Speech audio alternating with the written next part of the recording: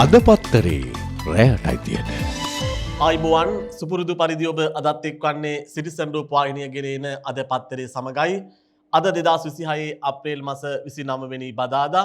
අද පුවත්පත් ආරම්භයට පෙරම සඳහන් කළ යුතු විශේෂ පුවතක් තියෙනවා. ඒ තමයි අතුරුගිරිය ශ්‍රී සදහම් පදනමට එරෙහිව පැවති නඩුවක තීන්දුව ඊයේ ප්‍රකාශයට පත් කෙරුණා.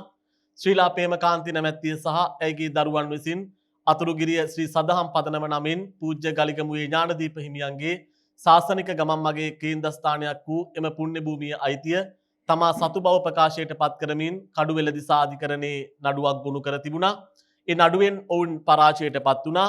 ඊට පස්සේ ඊට එරෙහිව ශ්‍රී සදහම් පදනමෙහි ශාසනික කටයුතු වලට බාධාවන් නැති නොකරන ලෙස ලබා දුන් තීන්දුව අභියෝගයට ලක් කරමින් තමයි ඔවුන් හෝමාගම දිස්ත්‍රික් අභියාචනාධිකරණයේ මෙම නඩුව ගොනු කරලා තිබුණේ.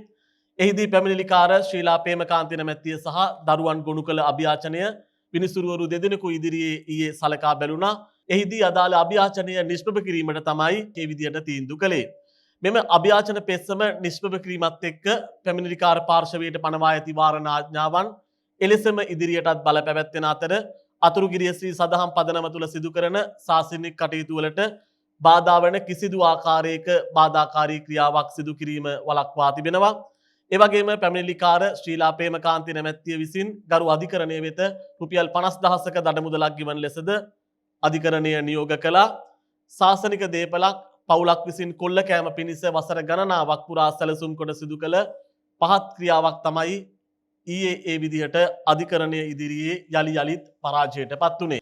ඒ සමගින් අපි අරුණ පුවත්පතට අවධානය යොමු කළහොත් අරුණ පුවත්පත අද ප්‍රමුඛ පුවත ලෙස වාර්තා කරන්නේ ක්‍රිකට් සභාපති ඇතුළු විධායක සභාව අස්වෙති අතුරු කමිටුවේ සභාපති ධූරය එරාන් වික්‍රමරත්නට ඉන්දඩි සුබසිංහ තමයි මේ වාර්තාව ගෙන එන්නේ. ශ්‍රී ලංකා ක්‍රිකට් ආයතනයේ සභාපති සම්මි සිල්වා ප්‍රමුඛ නිලවරණයෙන් තේරීපත් වූ නිල මඩුල්ල ඊයේ පැවති විශේෂ විධායක සභා රැස්වීමේදී ඉල්ලා අස්වීමට තීරණය කරලා තියෙනවා.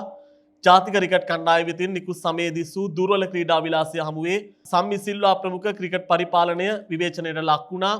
හිටපු ක්‍රිකට් ක්‍රීඩකයින් කීප දෙනෙක්ද ආණ්ඩුවේ ප්‍රබලයින් හමු වෙලා මේ පරිපාලනය සම්බන්ධයෙන් විවේචන එල්ල කරලා අවසානයේ ඔවුන්ට ඉල්ලා අස්වන ලෙස ජනාධිපතිවරයා දැනුම් දුන් බව තමයි වාර්තා වෙන්නේ. ඒ අනුව ක්‍රිකට් පරිපාලනය සඳහා අතුරු කමිටුවක් පත් කරන්න නියමිතයි. ඒ අතුරු කමිටුවේ සභාපති ධූරය සමග ජන බලවේගයේ හිටපු පාර්ලිමේන්තු මන්ත්‍රී එරාන් වික්‍රමරත්න මහතාට ලැබෙනු ඇති බව තමයි ආරංචි මාර්ග සඳහන් කරන්නේ. ඊළඟට අරුණ පුවත්පතම තවත් ප්‍රමුඛ පුවතක් ලෙස වාර්තා කරනවා තායිලන්තයෙන් කුෂ් හැෂ් ගෙන හිමිවරු 19ක්ම ගංජා ගහලා මජ්ජාවාරම පිටුපස ඉන්නේ හාජි නයෝමි කරුණාසිංහ තමයි වාර්තාවගෙන ඉන්නේ. ඊළඟට ලංකාදීප පුවත්පත තවත් ප්‍රමුඛ පුවතක් ලෙස වාර්තා කරනවා මූල්‍ය අපරාධ අනතුර CID කල්තියාම මහ බැංකුවට දන්වලා නිලධාරීන් 5කට රට ගමන් තහනම් බැංකු ගිණුම් විස්තර CIDට දෙන්න නියෝග සිද්ධිය විමර්ශනයට පරිගණක විශේෂඥ කමිටුවක් මනෝප්‍රිය ගුණසේකර තමයි මේ වාර්තාවගෙන එන්නේ.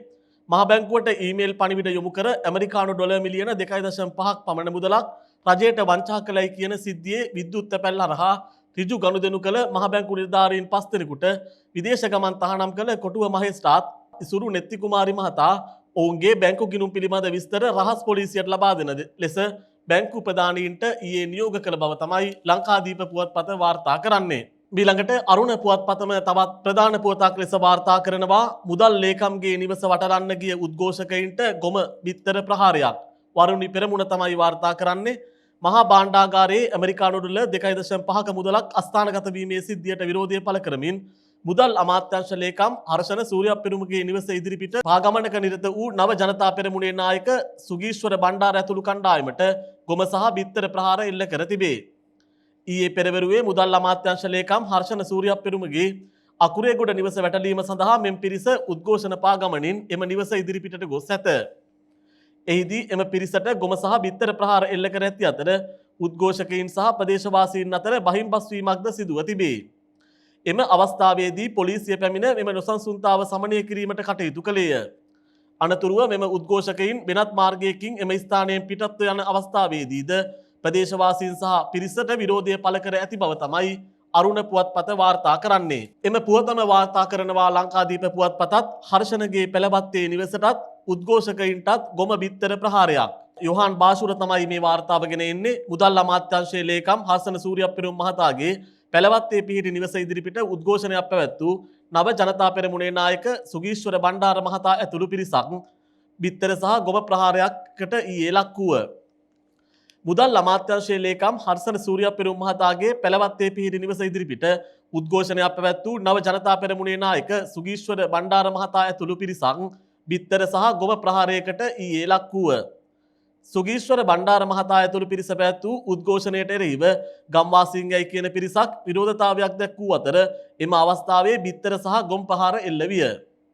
ප්‍රහාරයෙන් පසු එම ස්ථානයේ උණුසුම් තත්ත්වයක් අටගත් අතර පොලිසිය මැදහත් වී ඒ තත්ත්වය පාලනය කර බව තමයි ලංකාදීප පුවත්පතත් වාර්තා කරන්නේ. ඊළඟට ලංකාදීප පුවත්පත තවත් පුවතක් වාර්තා කරනවා විදුලි ගාස්තු 120කින් නංවන්න කොමිසමට යලි යෝජනාවක්. යොහාන් බාසුර තමයි මේ වාර්තාවත් ගෙන එන්නේ. විදුලි ගාස්තු 120කට ආසන්න ප්‍රතිශතයකින් ඉහළ දැමීමට ජාතික පද්ධති මෙහෙයුම් පෞද්ගලික සමාගම නව යෝජනාවක් පසුගිය සඳුදා මහජන උපයෝගිතා කොමිසමට යොමු කර ඇති බව බලශක්ති අමාත්‍යාංශයේ උසස් නිලධාරියෙක් ලංකාදීපයට පැවසීය. මේ වසරේ දෙවැනි සහ තෙවැනි කාර්තු සඳහා බලපැවැත්වෙන ලෙස සංශෝධිත විදුලි ජනන පිරිවැය ඇස්තමේන්තුව ලෙස නම් කර අදාළ කාල පරිච්ඡේදය සඳහා විදුලි ජනනය කිරීම සඳහා වැය වෙන්නේ යයි ඇස්තමේන්තු කළ පිරිවැය සහිත යෝජනාවක් මෙසේ ඉදිරිපත් කර ඇති බව තමයි ලංකාදීප පුවත්පත වාර්තා කරන්නේ. ඊළඟට සාමපාගමනයේ නිරත වූ පඤ්ඤාසාර හිමියන්ගේ ප්‍රකාශයක් ලංකාදීප පුවත්පත වාර්තා කරනවා. වත්මන් පරපුර AI මත යැපීම බරපතල ව්‍යසනයක්. චතුරංග ප්‍රදීප් සමරවික්‍රම තමයි මේ වාර්තාව ගෙන එන්නේ. තාක්ෂණයට නැඹුරු වත්මන් සමාජයේ AI කෘත්‍රිම බුද්ධිය මත රඳා පැවතීම භයානක මට්ටමක පවතින බවත් තාක්ෂණය භාවිතයේදී අතිශය විමසිලිමත් විය යුතු බවත් එයි පස්සිකෝ සාමපාගමනට නායකත්වයේ දුන් වියට්නාම ජාතික පඤ්ඤාසාර හිමියෝ ඊයේ කැලණිය රජමහා විහාරස්ථානයේ පැවති ධර්ම දේශනාවකට එක්වමින් පැහැදිලි කළහ. කෘත්‍රිම බුද්ධිය තියුණු පීයක් වගේ. එය කල්පනාවෙන් හසුරවන්න ඕනේ. යයි පඤ්ඤාසාර හිමියෝ එම ධර්ම දේශනාව අතරතුර පෙන්වා දුන්නා. ඒ ධර්ම දේශනාවේදී වැඩිදුරටත් අදහස් දැක් වූ පඤ්ඤාසාර හිමියෝ මෙසේද පැවසුවේය. මිනිසා තම ස්වාධීන චින්තන හැකියාව පසෙකලා AI කෘත්‍රිම බුද්ධි තාක්ෂණය මත යැපීම නිසා මානව බුද්ධි ක්‍රමය හීන වී යෑමක් සිදුවනවා. AI තියුණු පිහියක් වගේ නිසි පරිදි භාවිතා කළහොත් ප්‍රයෝජනවත්. නොසැලකිලිමත් ලෙස අනිසි පරිදි භාවිතා කළහොත් හානිදායක වේවි. අද වෙන විට බොහෝ දෙනා විශේෂයෙන්ම සිසුන් තම පැවරුම් ලිපි ලේඛන ලිවීමට පවා AI තාක්ෂණය යොදා ගැනීම ස්වාධීනව සිටීමේ හැකියාව සහ මතක ශක්තිය ක්‍රමයෙන් අහිමි කරගනිමින් සිටිනවා. මෙය දිගින් දිගටම සිදු වුවහොත් අප රොබෝවරුන් බවට පත්වනු ඇතැයි මම බිය පළ කරනවා. යයි පඤ්ඤාසාර හිමියෝ පෙන්වා දුන් බව තමයි ලංකාදීප පුවත්පත වාර්තා කරන්නේ. ඊළඟට එම උළෙලේම සමාප්තිය ගැන අරුණ පුවත්පතත් වාර්තා කරනවා. ජාත්‍යන්තර සාමපාගමනේ සමාප්ති උළෙල ලෝක සාමය වෙනුවෙන් ප්‍රඥාසාර හිමියන් දරන වෙහෙසට අපේ ගෞරවය. චනපති අනුර කුමාර දිසානායක මහතා එම සමාප්ති උළෙල අලලා කළ කතාව තමයි මේ විදිහට අරුණ පුවත්පත වාර්තා කරන්නේ. අන්තවාදී කුමන්ත්‍රණකරුවන් ජාතිවාදී ගැටුම් අපේක්ෂා කරනවා. ධනයෙන් යන්ත්‍ර සූත්‍ර වලින් බැරි වුණත් සාමයෙන් පිරි රටක් හදනවා. ජයශ්‍රී මා බෝධියේ අංකුරයක් ජනපතිගෙන් පඤ්ඤාසාර හිමියන්ට ඒ විදිහට නිලන්ත මధుරාවල තමයි එම වාර්තාව ගෙන එන්නේ. බුදුදහමේ විමුක්තියේ හරය පොදු ජනයා අතරට කාවැද්දීමට පඤ්ඤාසාර ස්වාමින් වහන්සේ විශාල ව්‍යායාමයක් ගත් බව ජනාධිපති අනුර කුමාර දිසානායක පැවසීය. ජනාධිපතිවරයා මේ බව සඳහන් කළේ ජාත්‍යන්තර පාගමනේ අවසානයේ සනිටුහන් කරමින් කොළඹ නිදහස් චතුරස්‍රයේ ඊයේ පැවති උත්සවයට එක්වෙමිනි. ජනාධිපතිවරයා එහිදී මෙසේද කීවේය. සාමයේ වටිනාකම ගැන අපට බොහෝ අත්දැකීම් තියෙනවා. දිගු කාලයක් පුරා පැවති යුද්ධයක විසකුරුභාවය විනාශකාරීත්වය ඉතාම ඛේදනීය අත්දැකීම් සහිත සමාජයක් අපි. ලෝක සාමය කොතරම් දෙයක් කරයිද කියන බලාපොරොත්තුව අපි හැම දෙනාගේම තියෙනවා. ලෝක සාමය වෙනුවෙන් ප්‍රඥාසාර හිමියන් දරන වෙහෙස වෙනුවෙන් අපේ කෘතවේදීත්වය සහ ගෞරවය පළ කරනවා. චාරිකාව පාගමන කියන එක ශ්‍රී ලංකාවේ අපිට අලුත් දෙයක් නොවේ. චාරිකාව කියන්නේ අපේ සංස්කෘතියේම කොටසක් කියලා මම විශ්වාස කරනවා. බුදුරජාණන් වහන්සේගේ අග්‍ර ශ්‍රාවකයින් 60 දෙනාට දේශනා කළේ පොදු ජනතාව වෙනුවෙන් චාරිකා කරන්න කියලා. ඒ බුදු වදන පෙරදැරිව පොදු ජනතාවගේ හිතසුව පිණිස උන්වහන්සේ වැඩම කර තිබෙනවා. මීට වසර 2300ක් පමණ ඈත මිහිඳු මහරහතන් වහන්සේගේ චාරිකාව අපේ රටට මහා සංස්කෘතියක් මහා ජාතියක් නිර්මාණය කරන්න දායාද කළා. ඒ චාරිකාවේ ප්‍රතිඵල අද අපි දකිනවා. 17 වෙනි සියවස පමණ වන විට උපසම්පදාව අපට අහිමි වුණා. ඒ නිසා නැවත ශාසනය පිහිටවීමේ අභියෝගයට අපි මුහුණ දී සිටිනවා. එවන් අවස්ථාවක වැලිවිට සරණංකර ස්වාමින් වහන්සේ විශාල ධර්ම චාරිකාවක නිරත වුණා.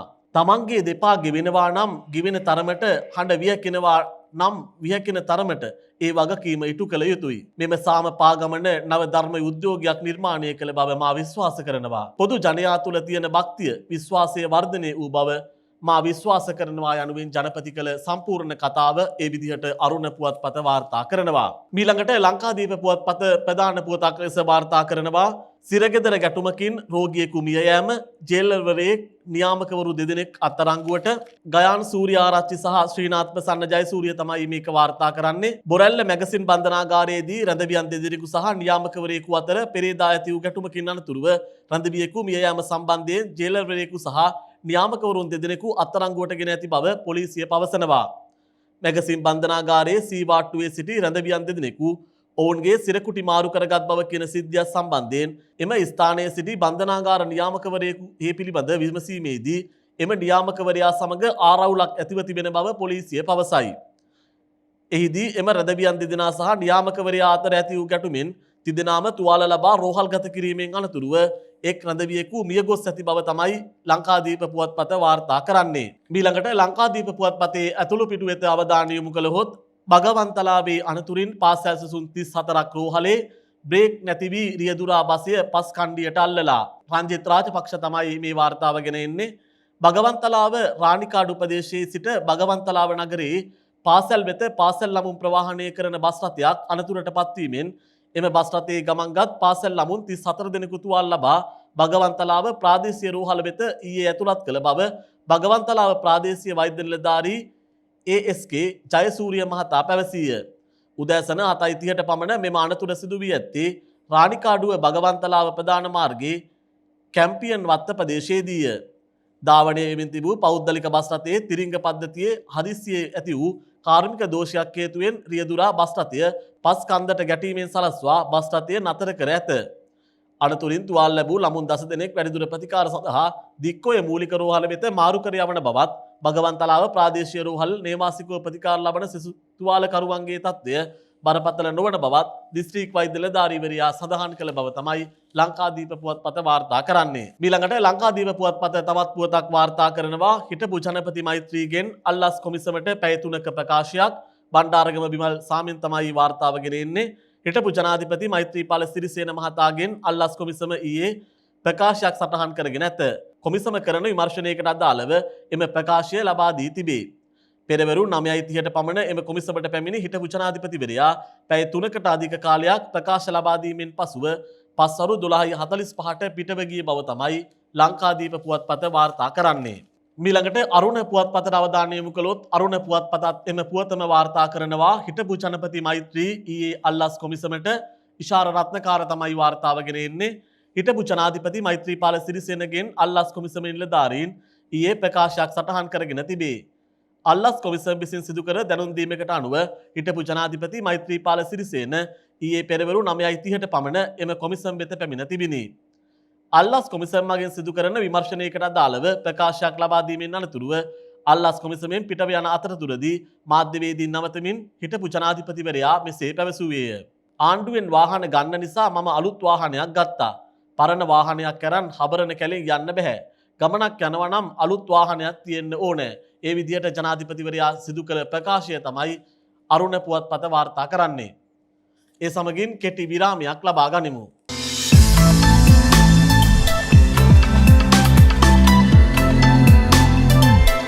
අද පත්තරේ රැයට අයිතියට. විරාමයෙන් අනතුරුව ප්‍රධාන පුවත්පත්වල කාටුන් විශේෂාංග වෙතයි දැන් යොමු වන්නේ. පංකජ රවින්ද්‍රගේ සරදම කාටුනේ වෙත අවධානය යොමු කළහොත් එහි දැක්වෙන්නේ පසුගිය දවස්වල කිව්වේ මහා භාණ්ඩාගාරයේ උතුරන්න සල්ලි තියෙනවා කියලා. එතකොට කියනවා දැන් නම් වාන් දානවා වාගේ කියලා. ඒක තමයි අද පංකජ රවින්ද්‍රගේ සරදම් කාටුනේන් පෙන්වා දෙන්නේ. හසන්ත විජේනායකගේ හුරේරා කාටුනේට අවධානය යොමු කළහොත් ආපදාවලදී අපි තරම් වන්දි දීපු ආණ්ඩුවක් නැහැ කියලා සමන්ත විද්‍යාරත්න කියනවා. උමා ඔය වගේ අනිත් ආණ්ඩු දීපු වන්දිවල හිල් දැකලාද කියලා තමයි එතකොට කියන්නේ. ඒක තමයි අද හුරේරා කාටුනේ දැක්වෙන්නේ. ඊළඟට අරුණ පුවත්පතේම සොමියට වරෙන් පුතා කාටුනේ වෙත අවධානය යොමු කළහොත් ගම හාමිනේ සහ ගම මහත්තයා දෙන්නම ඉන්නවා. ගම හාමිනේ කියනවා ගුරුතුමියට තනි අතින් කේක් ගෙඩිය දුන්නා කියලා විදුහල්පති මන්ද මානසික දරුවාගේ කන පළලා. එතකොට ගම මහත්තයා කියනවා බැලී නම් මන්ද මානසික විදුහල්පතිවරයෙක් නෙවෙයි.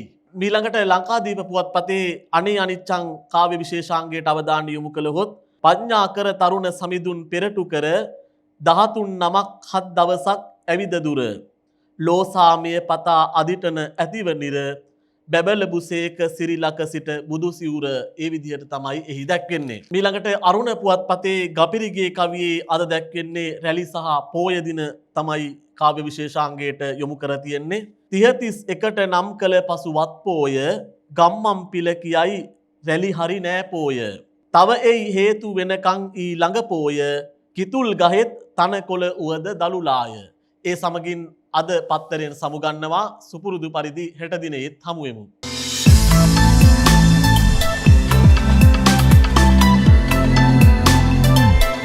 අද පත්තරේ රැයට අයිතියට